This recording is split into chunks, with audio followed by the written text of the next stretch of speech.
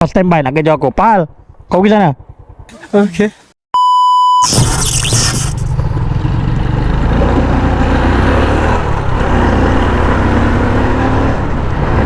Aku sebenarnya daripada tadi lagi nak terberak ni.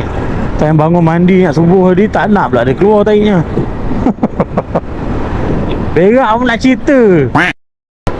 Jalan oren. Kalau oren nak pergi kot tepi sana boleh. Belakang. Lalu apa? 12 beradik.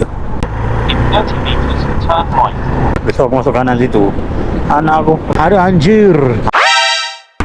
Uyuh. R25. Sebaik bukan R1500. Tu meja abang sudah 200 kan? Meja abang sudah 200. Dia suruh juga aku lalu sini tau.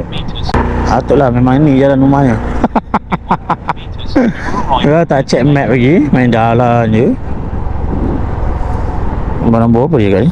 Tak tu anjing buat 20 18, 19, 20. Standby nak kejar aku. Pal, kau pergi sana. Okay. Order masuk, Baru masuk lagi. order masuk, order masuk.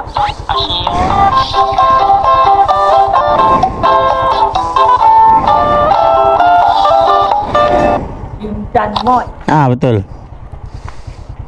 Nah, boleh ambil air dulu. Ambil air dulu. Okay. Thank you. You're welcome.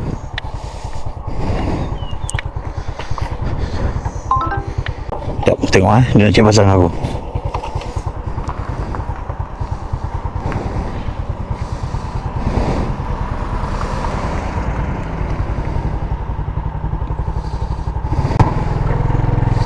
Oh, kau nak datang?